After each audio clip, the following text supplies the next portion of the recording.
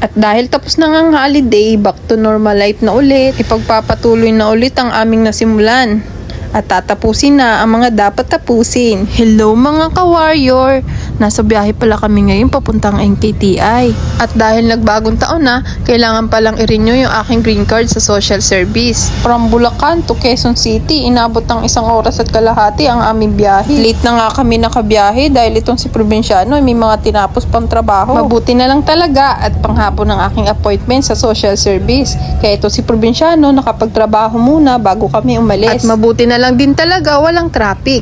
Kaya mabilis lang din kami nakarating sa aming pupuntahan. Halos 1 oras at kalahati nga lang aming naging biyahe. Pero kung traffic yan, naku, ewan, iyak malala, siguradong hindi aabot sa aking appointment. Lagi pa namang traffic dito sa Mindanao Avenue. Kaya naman, mapapa-thank you Lord na lang talaga ngayong araw dahil walang naging aberya. Talagang ramdam na ramdam ko na ginagabayan kami ni Lord sa mga lakad namin. At hindi nga lang din yung traffic ang nakisama. Aba, pati tuhod ko nakisama din. At nailakad ko nga siya ng maayos ngayong araw. Pero sana lang talaga, pinagdadasal ko na sana magtuloy-tuloy na yung pagaling ng tuhod ko kasi nahihirapan na talaga ako maglakad. Ito nga ay kaunting paalala ko sa mga baguhang nagdadialysis. Ito nga lang ay based sa aking experience. Huwag niyong hahayaan na tumaas ang inyong phosphorus at bumagsak ang inyong calcium. At yun na nga ang magiging dahilan ng pagtaas ng inyong IPTH o yung parathyroid hormones. Ay naku, ba't kasi hindi ko agad nalaman na may mga ganyan-ganyan pala.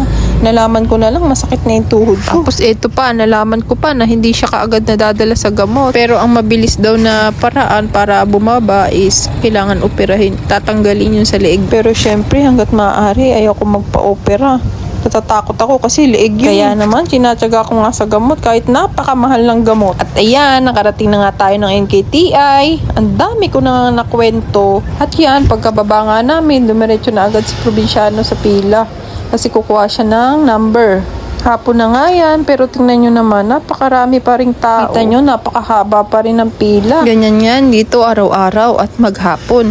Laging maraming tao. At yan nga ang patunay na talagang marami nang nagkakasakit sa bato. Kaya ikaw na nanonood, kung healthy ka, healthy ang kidney mo, thank you Lord. Ingatan mo yan kasi napakahirap na magkasakit sa bato. Dahil nga masyado na kaming marami, hindi na kayo welcome sa aming community. At matapos nga ang halos 15 minutes na pagpila ni Provinciano, nakakuha na rin siya ng number.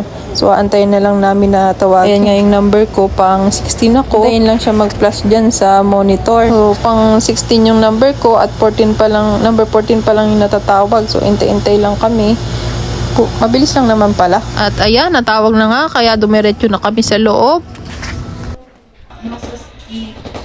Baka pinatawag ko. Ano pinatawag? Yung ano ma'am, po dito. Para sa kanyabal po. Wala pa rin kayo nanghanap na ano? Wala po mo.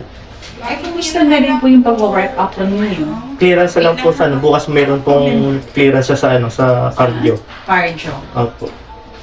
Preparing for you. Possible. Tapos may pinaparipit pong laboratory. Yung saan po, sa CBC. Saka IPTH po. Natanong tayo ng doon. May record po. Access lips sa access lips sa cardio. Kasi po pinama.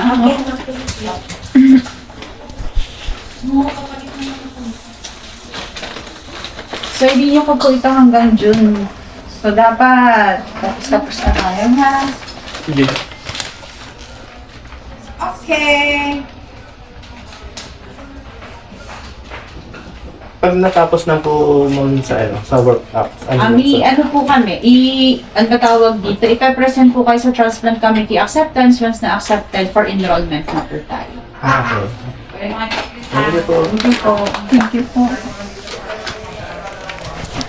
At pagkatapos nga ng appointment namin sa social service, ay dumiretso naman itong si Provinciano para ipa-update itong mga natira kong GL noong 2025. Dahil ito nga ang ibabayad ko sa mga laboratory ko.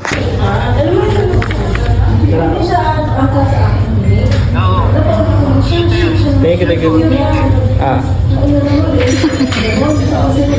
Saan ka? Doon sa ano? Sama pa ako? Huwag na. Hindi na ako sasama. Nabulin mo lang. Bye-bye. Hindi mo ako bibili